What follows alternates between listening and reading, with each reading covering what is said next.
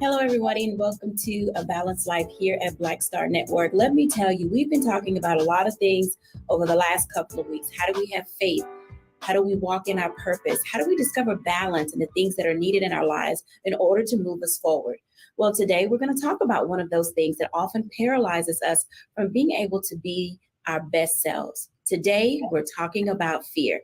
Now, I will tell you that there is an acronym that most people have heard, and it is called FEAR, false evidence appearing real.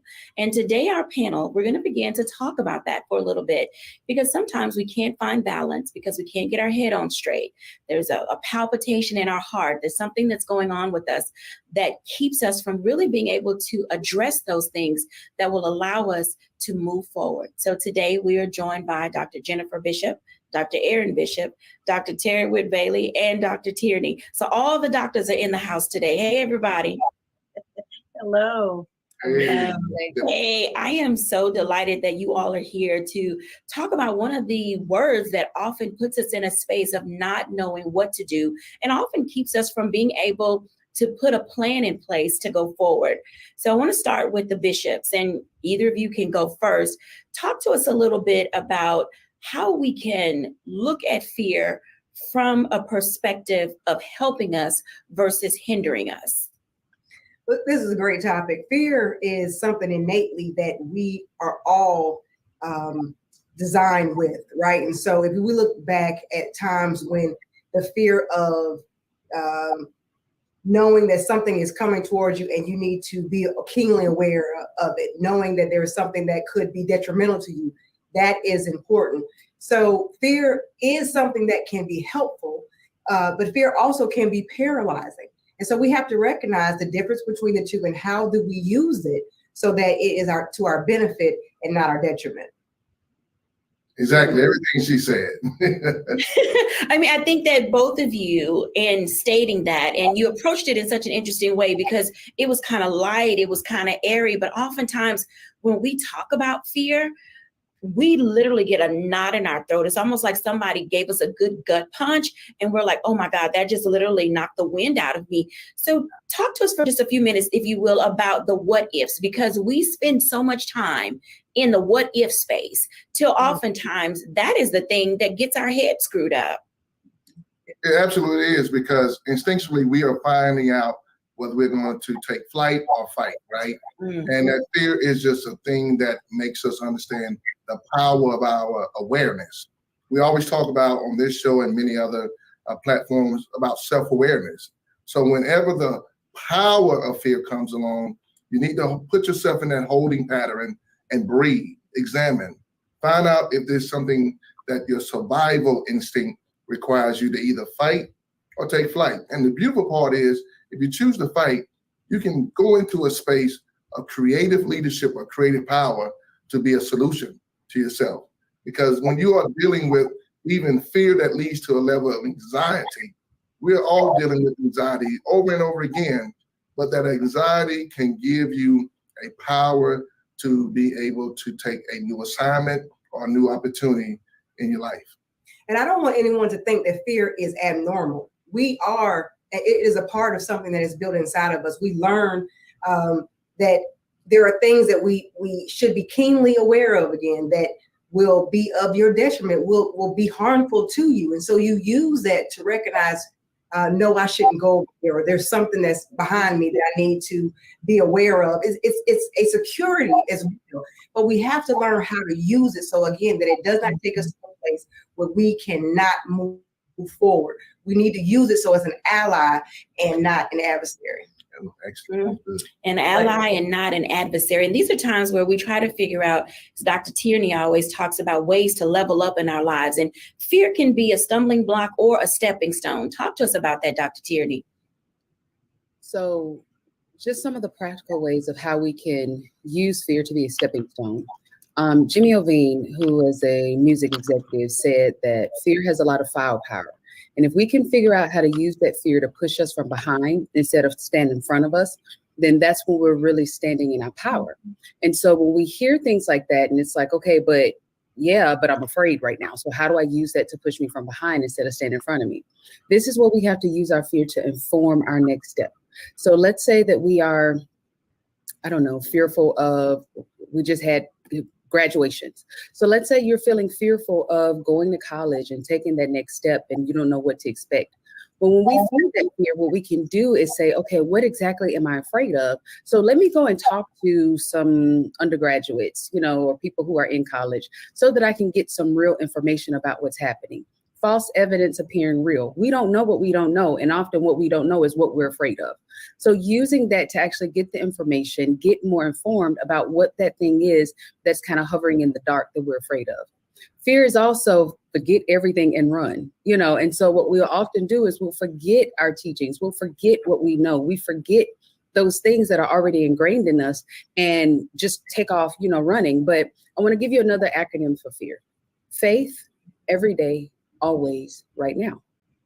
When we decide to take our fear and flip that thing over into faith and have faith in what God is doing in our life, faith in our own capabilities, faith in what we already do know and knowing that it's enough, then that helps us to be able to take that next step forward so that that fear doesn't stand in front of us and block us, but actually pushes us forward into our next level.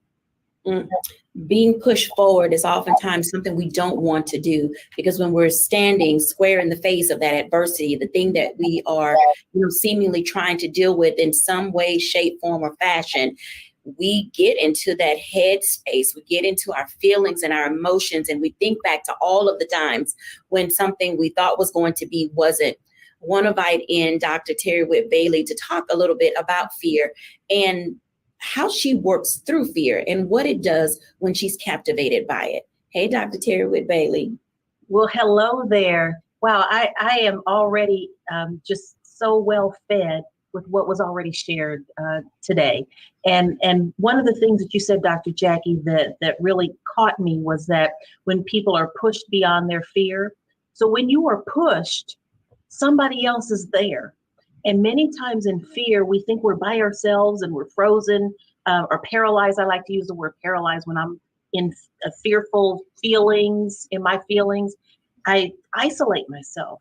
But if someone else is there to push or to prod or to pull or to pray, that is what's going to help to facilitate me beyond that fear.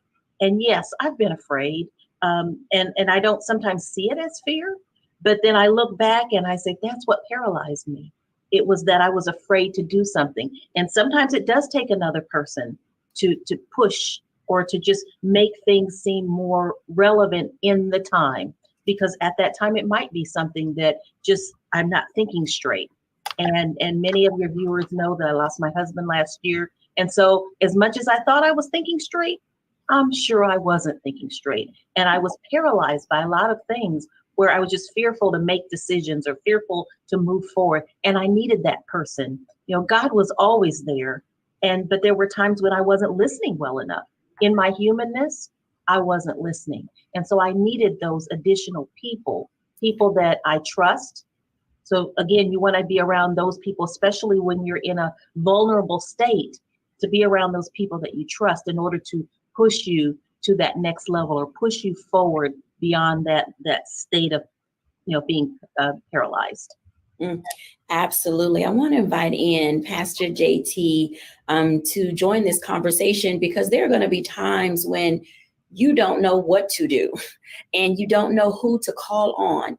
And Pastor JT brings to us a very unique perspective as it relates to how do we as believers rise to the occasion when we are often paralyzed by fear and facing the unknown. Hey, Pastor JT.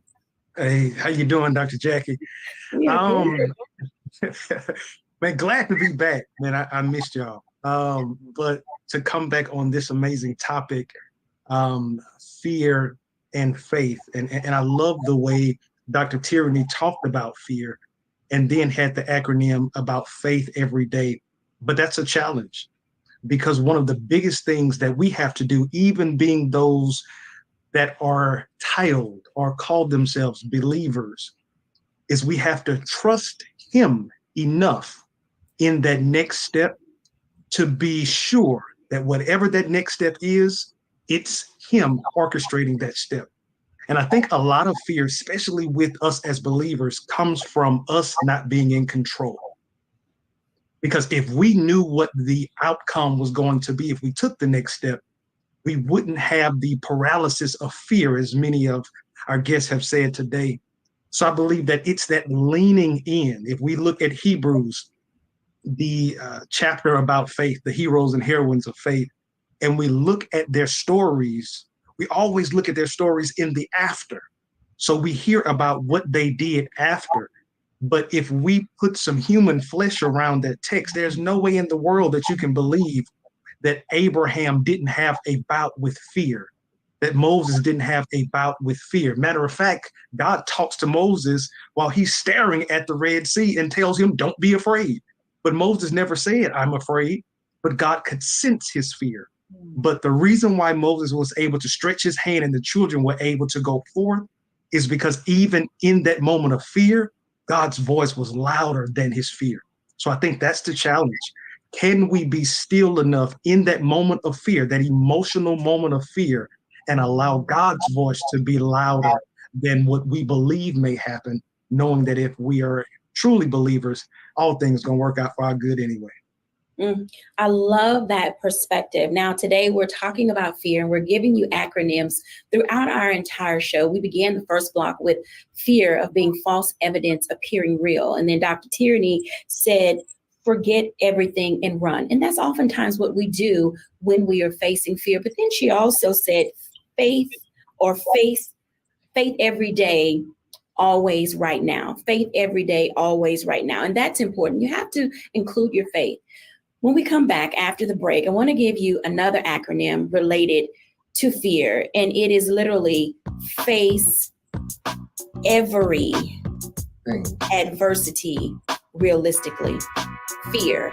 Face every adversity realistically. Because sometimes we're not truthful with ourselves and cannot be truthful with others. We'll be back in a moment after the break.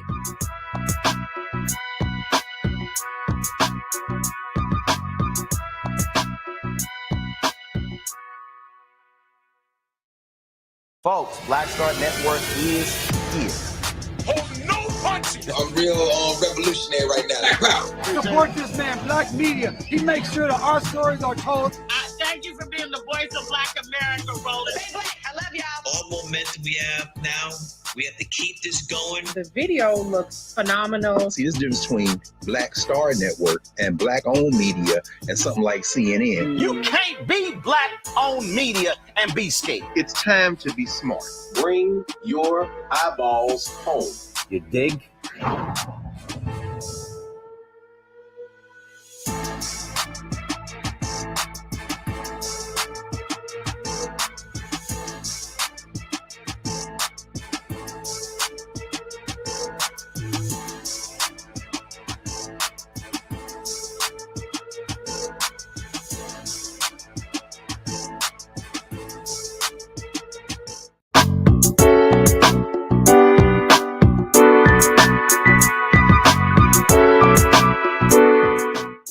Welcome back, everyone, to A Balanced Life. And as you can tell, there are going to be days when we're trying to put it all together. We are in literally already full force in May in our new normal. And so this new normal brings with it some things that we thought we left behind in the past.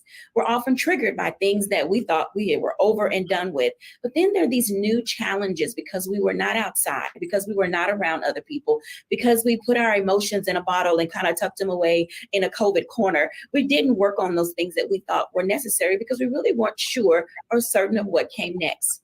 Well, here we are in this space in 2023, really talking about, can we face every adversity realistically? That's another form of fear. We don't have the capacity or the coping skills to face those things that we need. And I want to ask Dr. Tierney about that, because what does it look like trying to cope with the things that we know we are not being realistic or honest about in our lives? Mm-hmm, mm-hmm. It's very hard to cope or deal with or address the things that we won't first really be real about. If we still are in this delusion of grandeur about what our situation is, what life is, and that could either be that we're making a mountain out of a molehill, or we are imagining what could happen and we're playing the what if game of what if this happens, what if that happens. But in either one of those scenarios, we're not in the right now. What is actually right now on my plate, then what that does, it makes us even more anxious, or it can even make us even more depressed. And it's very hard for us to really get a grip on where we are and what's happening because we're in these two camps, So the first thing that we have to do is really just do some grounding. What is happening right now? And it can be just as simple as I'm sitting in a yellow chair. I am talking to you right now on this video. Just do some basic grounding techniques that help you to stay right where you are, right in the present. Look at what's happening right now, not what you think will happen, not what it might happen, not what they said that might, not any of that, but just truly what's right here in front of you. And once you do that, you'll find that you'll be calmer. You'll be able to think clearer because you'll only be facing what's right in front of you instead of what you think might happen or some things that might have been behind you that are no longer a part of your reality. Mm-hmm. I had to pause for a moment because when you talk about reality, sometimes what I think is real and what is happening in my life and what is going on, because I haven't weighed all the factors that go into it, I'm not really being realistic about what the potential outcome can be. And that could be at the beginning, the middle, and the end. It could also be whether what's up or what's down. Dr. Bishop, talk to us about that for a moment, about being realistic. Because even in your work of what's next is now, if we're not realistic about the things that we face and the role that we play in them, we oftentimes can lead ourselves in a misdirection. So I like to look at it from a perspective, right? So again, fear is tangible at times. It's palpable at times.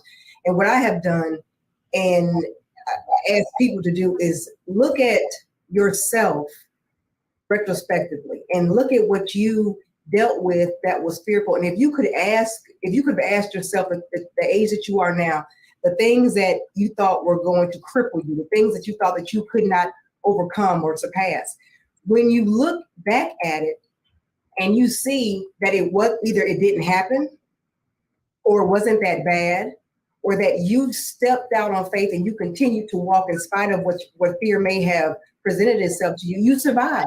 And so another thing that I like to do is I'll talk to my future self, because my future self can give me perspective as to what I may be looking at from this lens of life that I have, and how it may not be as bad as it are. I think it's like 40 or 30% of what we anticipate never happens. And a lot of that is fear. But I'll give this to Bishop after this. 2 Timothy 1:7 says, I did not give you the spirit of fear, but of power, love, and a sound mind. And so he's not saying that fear doesn't exist. He says, I just didn't give it to you. And so if we recognize that while fear is and can be used as an ally in one perspective, it also can be an adversary. So perhaps we should stop using the word fear when we're trying to tangibly explain how we feel. Anxiety, we feel paralyzed. When we change the way that we explain what it is, then we can take the power that fear gives and then change our perspective. Amen. Hey, listen, when she brought up that Bible study about 2 Timothy, I've always loved the study of that scripture because it says power, love, and a sound mind. And you have to work yourself backwards with that, with sound mind, love, and power. And so when you go from one zone of sound mind, then love, and then power, you're taking each one of those steps towards leveling up, because it's all about how you increase your emotional awareness in that experience. So here is what my acronym is. It is face everything and rise, right? But sometimes we do it all at the same time when we face literally everything, and it becomes overwhelming. Because fear can be overwhelming, right? Anxiety can be overwhelming, but you have to literally put one foot in front of the other to deal with every mountain. As Dr. T said a few minutes ago about the reference to mountains, right? Sometimes the mountain is you. And when you look at what we're doing with mountains, it says in the scripture clearly, right, Pastor JT, if you have the faith the size of a mustard seed, you can move mountains. And many of us have to recognize that some of these dangers, seen and unseen, some of these fear issues we're dealing with, it's been dealt with before. And so make the reference to faith the size of a mustard seed can move mountains. What we have to understand is that people have been moving mountains by faith for a long time. And so just be patient with yourself. Give yourself space and grace to go from a sound mind to loving the space you're in so you can have power to exist. I'm going to ask Pastor JT to just jump right on in there. Yes, and he gave me that alley-oop. I normally reference different versions of the Bible because it gives us a little bit more deeper insight into the scripture. And when you look at that same scripture, when we think about sound mind, in some translations, that phrase sound mind is self-discipline. Yes. There's a quote by Arnold Glasgow that says that fear is the lengthened shadow of ignorance. What that suggests is that oftentimes we're fearful because we're not prepared, which goes back to the space of being real with who you are, being real with where you are, and even being real with where you are attempting to go. I think because we have been forced in this social media vacuum, so to speak, we live in such delusional worlds that we actually create fear because we are attempting to be something that realistically we have never even been destined to be. So I honestly believe that in that space, I think that if we identify that first, I love the way doctors, Bishop, talked about fear. He didn't give it to us. And I've always said that if he didn't give it to us and we're operating in it, there are a lot of Christian atheists that are walking around in the world. We are declaring one thing, but we are delivering something else. And until we deal with that thing, we will be weighed down when we actually should be flying. Ooh, okay, so I'm going to ask Terry Bailey to comment on this, because one of the bishops says, face everything and rise. How have you been able to rise as you've dealt with fear? This is just so deep and so powerful that I'm just still soaking all of this in that I'm learning even today. And, you know, I don't like to even use the word fear. As one of the doctors, Bishop, shared, I use different terminology, you know, nervousness or anxiety. The only thing that I allow myself to even use the word fear with is snakes. I am deathly afraid of snakes. I just can't get past it. But other things, I have levels of anxiety. Maybe I am frozen. I like to use that word a lot.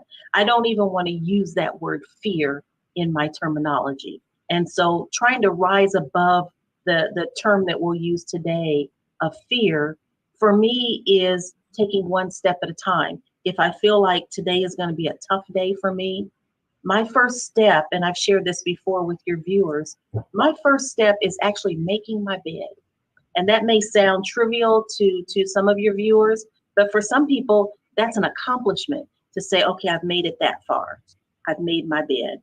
That's my grounding. If I can get to that point, that means I've gotten out of the bed, that I put my feet on the floor, that I'm ready to walk to the other side of the bed. So I have movement that's happening.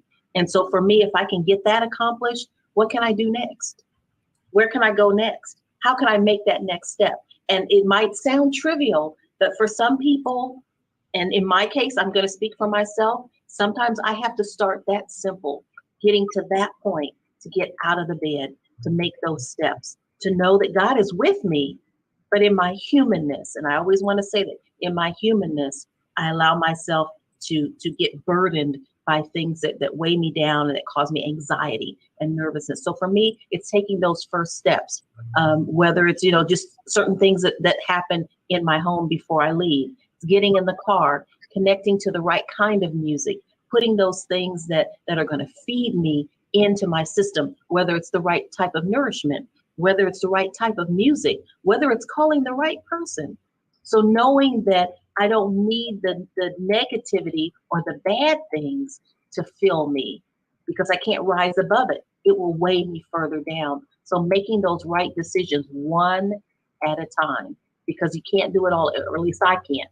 I can't do it all at once. I do it one step at a time. I appreciate you saying doing each thing one at a time. We're going to go into our break and come back at the top. We're going to start with Dr. Tierney, because one of my overcomings related to fear, the exercise that I do with most of my clients, and it is snakes, Dr. Whit Bailey. I think it's important that people begin to determine where they are in response to and in relationship with the thing that brings them anxiety, whatever it is, because there's certain things we have to discover how to conquer and suppress internally before we can show up externally. So when we come back after the break, we're going to talk a little bit about another acronym for fear, which is to filter each action relationally. Where are you in context with the thing that you are dealing with? We'll be back in a moment after the break.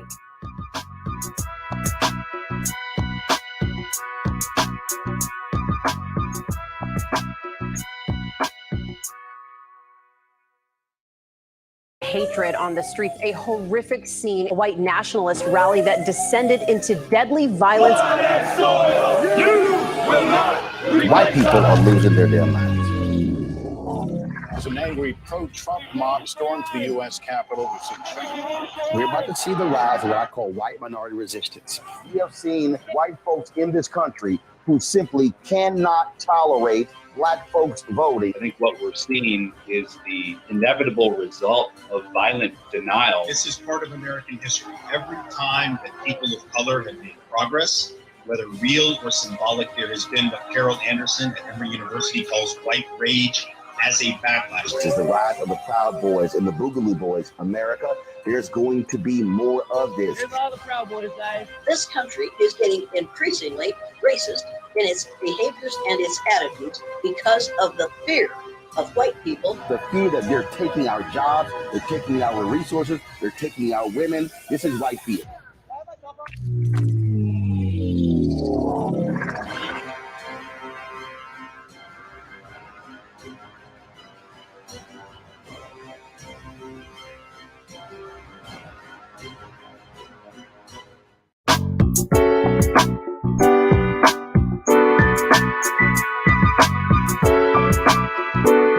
Welcome back, everyone, to A Balanced Life. And as you can tell, we are discovering not only what our fears are, but how to take them, like anything else, one bite at a time, one step at a time, giving us opportunity and space to give ourselves grace, but also to grow. I want to start with Dr. Tierney, because sometimes we don't know how to filter how we feel about the things that we are facing. And oftentimes, having this level of relationship that we have with fear is good. It can be healthy, I think, Dr. Tierney, to allow ourselves to really grapple with, as Dr. Whit Bailey said, with the emotions that she has, as Dr. Jennifer said, being able to put a label on it and give it a name so we can call it for what it is. Talk to us about that in this process that we have to go through in order to grow. Absolutely. So fear is so important that I literally dedicated an entire chapter in my book to it, just to talk about it, because it's one of those things that'll quickly get us stuck, and so that we can't get to our goals and we can't reach that next level. But as we are assessing our relationship with fear, I think it's important that we also understand what type of fear we're talking about. So fear is a natural response. It's a natural physical response that we were given in order to help keep us safe. It's that healthy skepticism. So as Dr. Bailey was talking about, that snake on the ground, well, there are some snakes that she does need to make sure that she does not touch, you know. So in our ancestral days when we were, you know, nomadic and living outside amongst the elements and amongst the animals, we needed to have that healthy skepticism of our environment to make sure that we stayed safe. Now, that type of fear is one that definitely helps to keep us safe. So we're not speaking about necessarily that fear, okay? But it's important that we understand the difference between that fear and then the spirit of fear that we've been assessing earlier. That spirit of fear, that's that psychological fear. That's that fear of the unknown. That's that fear of the what if. That's that fear of am I enough? It's that fear, that internal fear, that fear that's really not real, that we are generating ourselves from an internal place. We have to make sure that we understand what type of fear are we talking about, you know, and once we understand the type of fear that we're talking about, then we can properly address it and we can properly use it for our benefit and keep it from standing in front of us. So for example, I had a client that told me, I am afraid of dogs. I'm afraid of dogs. I am so afraid of dogs. I'm so afraid of dogs. As she was saying this, she was actually petting my dog. And she's telling me she's so afraid of dogs, but she's petting my dog. And I stopped and I said to her, do you realize that you're petting my dog? And she looked and was like, oh my goodness, but I am so afraid of dogs. You know, there was a past traumatic incident in her past that she then learned and taught herself that I am afraid of dogs. Dogs are bad. But she was petting my dog because somewhere along the way, she'd actually moved past that, but she kept the same narrative without actually allowing her emotions and her life experiences past that point to catch up so that she can learn, oh, dogs really aren't that bad. It's not, you know, I don't have to be afraid of dogs anymore. So we have to take that moment to stop and say, okay, is this something that I'm telling myself, that I've been telling myself on a loop because of a situation that happened, because of something that transpired, that now I've just kept that same energy. And so now I've made that fear into a part of me, a piece of me that is now standing in my way. Is that something I need to go back and assess? Am I still afraid of dogs? Is that something that I need to have that healthy skepticism for? Or is this something that the enemy has tried to use to block me, to stand in my way so that I'm not able to really reach the goals that I want and I'm just keeping it on the loop and don't even recognize it? So when we're looking at our relationship with fear, we have to understand what that fear is, why it is, and then do the necessary steps in order to unravel that fear so that we can move forward.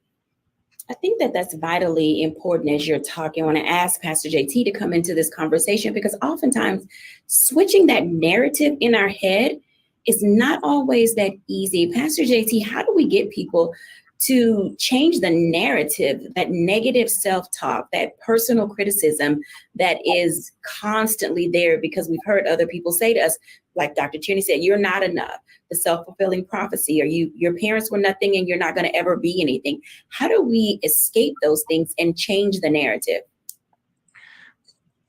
I think one of the things that's extremely important, and I say this, and my sister has always said this, is that we need people in our lives that are coaches. I think sometimes it's hard for us to find that thing on our own. I think it's hard sometimes for us to look in the mirror and really be honest with ourselves, because it's just something innately in us that we're always going to find an excuse of why. There are some grown people right now that will tell another grown person, that's just the way I am. You're just going to have to deal with it. And unfortunately, that caps them, because there are some people that's not going to deal with that. So I think the first thing that has to happen, even as it relates to dealing with that negative self-talk, you have to allow somebody the space to come into your life to challenge you to go back to that place and identify when was the first time that you heard something negative about yourself. I believe that there was one show that we were on and we talked about, it was a financial show, and it talked about our spending habits. And I think the age was 6 or 7. And I believe that it was discovered that many of us are in our 40s and 50s, but we're still behaving like we're 6 or 7 with our financial spending. Do you know there are some adults right now in there now, they're still living out of the brokenness that happened as a child? And so then it even makes it hard for them to accept something positive for somebody else, because now they start to look at that person who's speaking positively in them as to possibly thinking that this person has an angle. Dr. Tierney said something that was so key. She talked about a cycle, and some of us have placed ourselves in a cycle unknowingly that we perpetuate fear in ways that we will create a fearful experience even when it's not there, because we are used to things being a certain way. So I think it goes back to us identifying where was that first negative experience, but then also, and I believe that this is key as well, we have to be mindful of our circle, because we may have some fear mongers in our circle that is causing us to have fear unnecessarily. It's just like if somebody else has a fear and they will that fear on you. One of the acronyms, if I can throw my acronym out there for fear, it's false emotions appearing real. Whose emotion have you attached to your life that now you are afraid of something that before you encountered them, that wasn't your testimony? Somebody else was afraid of heights. You've never been on the 11th floor. So why now, when somebody else who'd been on the 11th floor got scared, they came down and told you how fearful they were, and you're afraid now to go to the 11th floor when your destiny really is supposed to be on the 20th floor? But you have allowed somebody else's fear to become yours. And we have a lot of people right now that are living an imposter's life because they have limited themselves to live out the fear of somebody else. I think that's an excellent segue, Pastor JT, because I was coming to the bishops about projection and the way that projection often puts us in spaces where we were never meant to be or destined to be. And Pastor JT said it well. You know, John Maxwell talks about the law of the lid, and oftentimes we are here in this space, and the highest we can go is here, but we need to be up here. But somewhere someone has said something to us. Maybe we got too many no's, or, someone slapped our hand one time too many, or a door was shut in our faces, or people said something ugly to us. And we often cut ourselves short. And I think Jennifer Bishop said this maybe a few weeks ago, that sometimes we abort our plan before we actually get to the thing we're meant to be doing. Talk to us about that, bishops. I think Dr. Tierney said this a couple of shows ago, but I too went skydiving. It was something I had to do. I just had to do it. And so when I boarded the plane and we were taking off, people were asking me, "Are you afraid? Are you scared?" And I said, "No, I just want to do it. Let's go." And so it was a tandem type skydive. And even the person who was videographing and even the person I was going to do the tandem with, he said, "Are you nervous yet? Are you scared?" And I said, "No, let's jump out the plane right now. I'm ready to go." And so they, in that moment, and I don't know why, jumping out of a plane at 16,000 feet above the ground didn't terrify me, but it didn't. And I did not allow other person's projection of what should be terrifying to be on me, so that I did not jump out and do what I wanted to do, what was innate in me that I needed to do. And so what Pastor JT was saying earlier is paramount to all of this. The projection of other person's fear could be transferable if we take it in, if we ingest it. And you have to have that guard up that says, "That's not mine, that's yours. Mm-hmm. You keep that. It has nothing to do with me." Mm-hmm. Last thing I'll say is, I was listening to this young lady speak, and she said that she has a son who was just petrified of E.T. He had watched the movie, he was scared of it. And he thought E.T. was in her bathroom, was in a tub. Well, that was the only bathroom they had, so he had to go take a bath. Well, the mother finally said to the little boy, "E.T. is not real. That is not a fear that you need to have, because it is a fictional character. It is not real." So going back to the persons that you have around you, those persons who have experience in what we are afraid of, when we have that relationship with them, and that they can let us know what is real and what's not real and how to overcome it if we do face it, That is an important relationship to have. So perception and projection is critical, and making sure you have the right circle around you is paramount. I've been jumping at the bit to get to this conversation because I'm going to say this quickly, then I'm going to unpack it. In order to grow through it, you got to go through it, right? And so when you mentioned about snakes earlier, I want to tell you something about snakes, because you got to go from a fear zone to a learning zone to a growth zone. And so imagine at the bottom of the mountain, that's the fear, right? Then by mid-level, you have the learning zone, but the peak of the mountain is the growth zone. Well, here's the truth about snakes. On every mountain, there's a snake line where snakes can't breathe at that elevation. And so when you're dealing with fear or snakes in your life, symbolically, you may be getting to a level where it's a rare air, or where you're projected to go has become such a divine assignment or just a special opportunity that snakes are your last part of your climb. And so when I look at even what we are dealing with as trauma that is infused on our life, people have told us we wouldn't be anything, or people told us that we couldn't do something, right? That fear or that anxiety or that nervousness that comes across at that challenge may be something you're dealing with at the bottom of the mountain, but learn yourself, affirm yourself. So as you grow through it, you go through it, because what you're literally doing is elevating your thoughts, elevating your mindset, because you're literally going from a fixed mindset, because fear has been fixated in your life, to a growth mindset. And literally your growth mindset deals with your prefrontal cortex, when you think with the forefront of your mind to look for a new opportunity, a new way. The 2 + 2 may not just equal 4, because that's the fixed mindset. That's the back of the mind. That's how you've been programmed. That's how you've been wired. But maybe 2 + 2 is 22, which means it's a different perspective, a different way you look at something, because you're growing through your learning experience. You're getting past the snake line, and now you're breathing rare air. When we come back after the break, I want to talk to Dr. Terry Whitt-Bailey about that, because she said she was afraid of snakes and she may have to get past her snake line.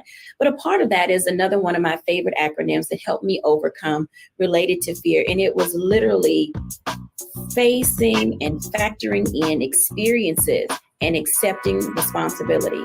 Sometimes it is you, and you got to figure out what you need to do, how your life experiences can propel you forward so that you can move on. We'll be back in a moment after the break.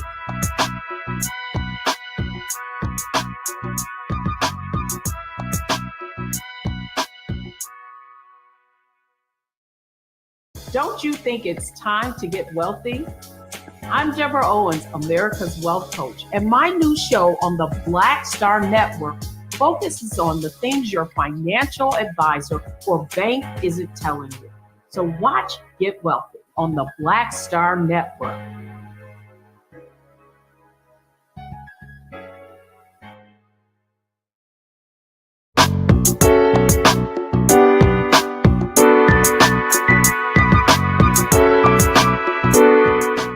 Welcome back, everyone, to A Balanced Life. And you have heard a lot of acronyms today, and I hope that you found one that fits and suits you. I want to talk to Dr. Whitt-Bailey about how we can accept responsibility, looking back at all of our life experiences in order to build a toolkit related to attacking fear and anxiety and all of those other things that seem to keep us from moving forward. Hey, Dr. Terry Whitt-Bailey. Hey, you know, if I lived in the city where the bishop lived, I would be a member of their church. I am just being so well fed with what they're sharing today.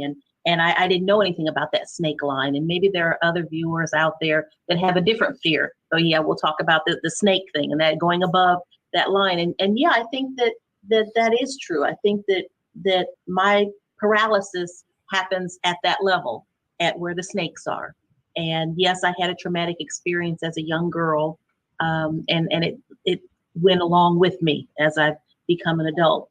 But where has that stopped me? We can use that figuratively. Where have I stopped in terms of my growth as a Christian, as a woman, as a professional, what is stopping me. Now, I'm not saying that I'm a perfect person and I have all the answers. That's why I'm so glad that I'm on this podcast with everyone else, because I'm learning too. So what do I need to do in order to get beyond that and to know that if I go above that, what I was afraid of is now behind me or below me. And so that was a great analysis, and thank you, Dr. Aaron, for sharing it that way. What is it that I need to do to step over or step beyond or step above so that I can get that behind me in whatever it is that I'm dealing with, in this issue of, being a new widow? What am I what am I freezing with? What am I afraid of? In my case right now, it's trying to figure out what to do with the 5,000 square foot house that I live in by myself now. What do I do with it? How do I figure this out? How do I take that next step? How do I rise above it? How do I get those people that will help me, not the people that will hurt me or that will bring additional fear into my life? How do I get those people to help me to go that next step, to get beyond it so I can get things packed or moved or adjusted? How do I do that? And so finding the right people, increasing my faith, but not just sitting still, standing up and taking those first steps and trying to make that difference for me personally, while others are even watching me, as a professional and as a woman of God, a person who lives in a small town. I know that there are people that are watching me. As an administrator in the work that I do, there are people that are always watching us and seeing how we get through, not how we get stuck. Well, they're watching that too, but how do we get through it? How are we making a difference? How are we getting beyond it? So thank you for that, because that's helping me. That's helping me to know that it's time to take that next step. It's time to put that behind me or under me or away from me so that I can move on. So thank you for that. Absolutely. I think this is a family question. So I'm going to ask everybody this question, and let's roundtable a little bit for our audience today. How do you get to growth? Whether it's how you know you're there, how do you know you can move forward? When do you take time to take another leap of faith? Dr. Tierney, talk to us about that. Yeah, I'm gonna start with you. To think. So the first thing when we're thinking about growth, we have to look at it from our own perspective. We can't look at growth through somebody else's lens. We can't look at it and say, look at their life. Like I can't look at, the doctors, bishops and go, oh, well, my growth is, see, when they get there, then when I get there, like that's the quickest way to stunt your growth, because you're trying to compare your process, your growth, your purpose with someone else's, so we have to first just look at yourself, and focus, keep your eyes on your own paper to then think about, what does growth mean to me? Where is it that I want to go? How am I uniquely qualified? What is my gifts, talents, purpose, and then look at, all right, am I moving the needle forward? As Dr. Bailey said, some days it might mean that I got out of the bed today and I made the bed. That's growth. Sometimes it may be that, okay, this month I lost 1 pound. That's growth. So keeping that measuring stick in perspective so that we're not looking at growth from these huge leaps and jumps. Sometimes growth is just a baby step. And ultimately, when you look back over your life, over the course of the last year or 5 years, being able to see where you have moved the needle forward in your life, in your walk, in your progress, according to your goals, not somebody else's. Absolutely. Pastor JT. Yeah, I'll be honest with you. I want to just say ditto. But one of the things that I would add is I believe growth, especially in my lens, growth to me looks like how quick I got back up. Mm-hmm. Because I think understanding growth, you don't, as Dr. Bishop said, you don't get to that space without growing through it. And for some of it, it's not Instagram worthy. It's ugly. It's not. I'm not even thinking about no camera at that point. Right. But I'm struggling. I'm straining. But the Bible promises me that even though I fall, I can get back up again. Mm-hmm. But this is the thing about growth. I'm getting back up with a new mind because I didn't know what I just fell in. And now as I got up, I realized, man, it didn't happen the way I thought it was going to happen. But now I'm stepping up and I'm even better than I am now, because I think about the today Jamel in comparison to the Jamel 20 years ago. The Jamel 20 years ago couldn't even embrace the season that Jamel is in now because I hadn't grown yet. But I think about all of the losses that I had to turn into learns in that 20-year period. I think about all of the people I had next to me that I thought had my best interests, but really wanted my light. But now as I have gotten to this place, it makes me prepared for this level, knowing that even the next step may be a step that I have to push a little bit harder. But as long as I have that fortitude to get back up, that's growth. And just challenging myself to be better today than I was yesterday, that's growth all within itself. Wow, I think that's powerful. And our audience begins to, attach themselves to some of this positive affirmation, that we're giving today. Dr. Bishop. Growth for me is recognizing that I didn't respond to something that happened the way I could have responded or used to respond. Amen. That is the benefit stick of growth, because it took a lot to get to the place where you don't respond and you want the maturity that you knew could be there, but you weren't ready to go there. And then one day it just settles on you. And then you grow from that to the next level, but you celebrate every step of growth that you have and understand, and sometimes envelop the experiences that took you to the place where you can say that I have grown, and I'm glad that you met me today instead of yesterday. That's an important part of the process for me, and for the person that I'm becoming, because I also recognize, Dr. Tierney said it, who you see today is not who you're going to see tomorrow. I'm growing right now, being a part of this conversation. And the woman that she is tomorrow will not be the woman she is a couple of weeks from there. And so not settling as well, or thinking that you're about to plateau and this is the place that you're supposed to stay at. There's always going to be a growth process. And in there comes uncertainty, anxiety, but there also should be the will to keep pushing forward. Fight through the fear, the anxiety, whatever you want to label it as, but you got to keep going. And here's my my thoughts. With growth, there's only two things, two dynamics to it for me.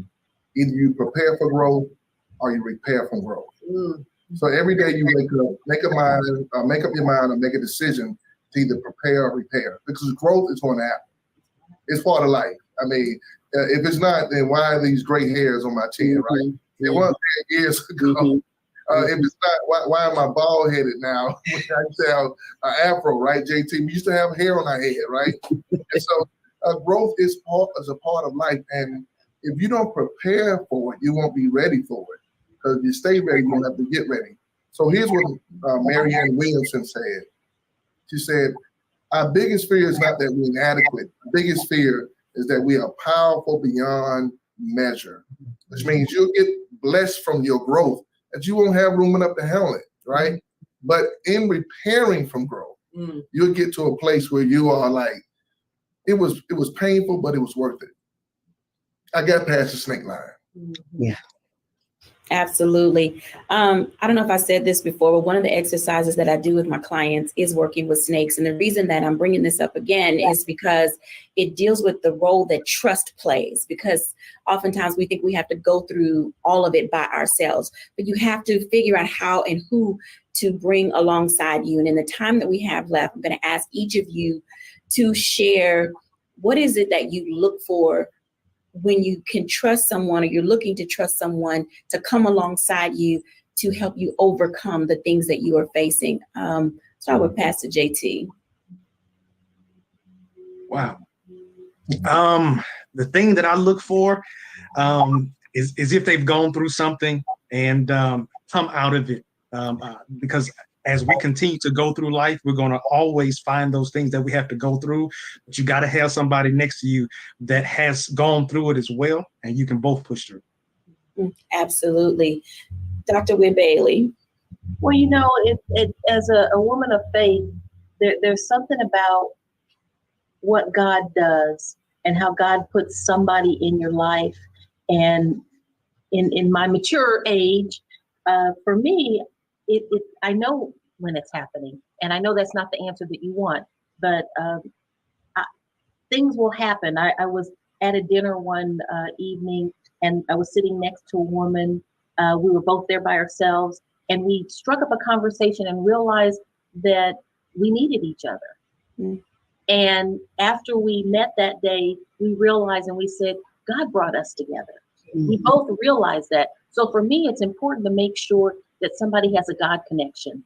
I'm at I'll call it a vulnerable place in my life right now, just trying to get, my equilibrium, trying to figure out life right now. So I need to be around people that understand the power of the word, the power of God, and that are willing to take risks, but through faith. Mm-hmm. I think that's well said, because it may not be what I was looking for, but it was definitely probably something that someone needed. Sometimes it's connection, that builds trust. And with that, I'm going to ask the bishops to give a word, and then Dr. Tierney, and then we'll be on to my reflection. Well, Dr. Terry said exactly what I was thinking. And for me, I look for whether or not their presence is precious. Is your presence precious to me? Does it make me better? Does it make me want to be stronger and better than I thought I could? Does it bring out something in me? And not to be selfish, I look and ask and wonder, do I do the same thing? And that's when we can walk together, because 2 or 3 have agreed. So we can go forward together. So it's not just me getting and them not receiving. It's a relationship that is built. And so just like, again, Dr. Terry said that they conferred and said that there was something that was ordained by God to bring them together. And so that's important. Is your presence precious?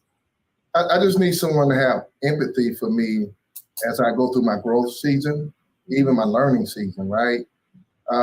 Because when I look at what I am going through, I need someone to understand that in the poetic expression of Tupac Amaru Shakur, that I may be the rose that grew through the concrete. That it took a lot for me to get here. And in this space where I'm learning from my fear and growing through my fear, I survived. I survived snake bites. I've survived grizzly bear attacks. Because as I go up that mountain of fear, I'm gonna get to the mountaintop. So just have empathy for me as I grow. Mm-hmm. Absolutely, Dr. T. And I'm gonna springboard right off of that and say that the thing that I look for in terms of trusting someone, I look for emotional intelligence and wisdom. As Pastor JT said earlier, sometimes we'll get stuck in our 6-year-old selves. You'll be 46, but really a 6-year-old. So I look for making sure that person has that wisdom. We may not have gone through the exact same things, but you may have a level of wisdom that I need to lean into, that emotional intelligence that lets me know how to handle me. When I'm being in my vulnerable state or unpacking my bags, are you going to take my bag and twirl it around your head, or are you going to show that compassion and that empathy, even if it's something that you've never necessarily walked through, but you have that wisdom and that emotional intelligence to be able to handle me appropriately and love me through whatever the season is, and vice versa, that I'm able to reciprocate that, for you. So that's one of the main things that I look for, or 2 of the main things that I look for: wisdom and emotional intelligence. Absolutely. Thank you, everyone, for sharing those wisdom tidbits with our audience. When we come back, I'll give my reflection.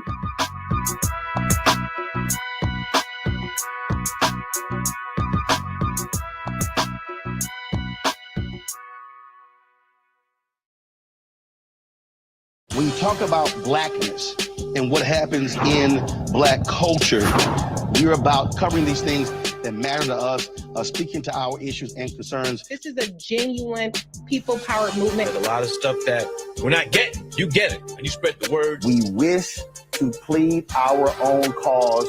Too long have others spoken for us. We cannot tell our own story if we can't pay for it. This is about covering us. Invest in Black-owned media. Your dollars matter.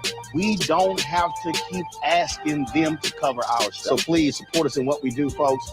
We want to hit 2,000 people, $50 this month, raise $100,000. We're behind $100,000, so we want to hit that. Your money makes this possible. Take some money orders. Go to P.O. Box 57196, Washington, D.C. 20037-0196. The Cash App is $RM Unfiltered. PayPal is R Martin Unfiltered. Venmo is RM Unfiltered. Zelle is roland@rolandsmartin.com.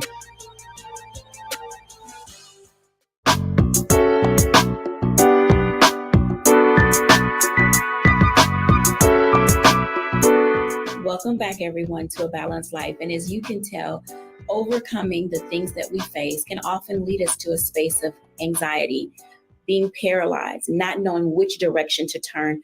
But one thing that we've discovered today is that we do not go this journey alone. There are people who are out there who are willing to help us when we get to the space of knowing that we're ready for help.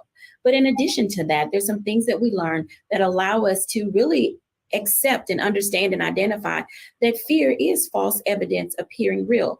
When we weigh it against our life experiences, against the ways in which we've been bolstered forward, the accomplishments and the achievements that we have, then we know that we can accomplish that which we set out for. And there are times that fear is real because our memory does not allow us to forget, if you will, those things that gave us anxiety, that paralyzed us. But fear shouldn't hinder us. It oftentimes can propel us to be able to move forward. I hope that something that we have said today, one of the many F.E.A.R. acronyms that you have heard, you will put them in your balanced living toolkit and allow them to propel you forward. Thank you, everyone, for watching. Bye now.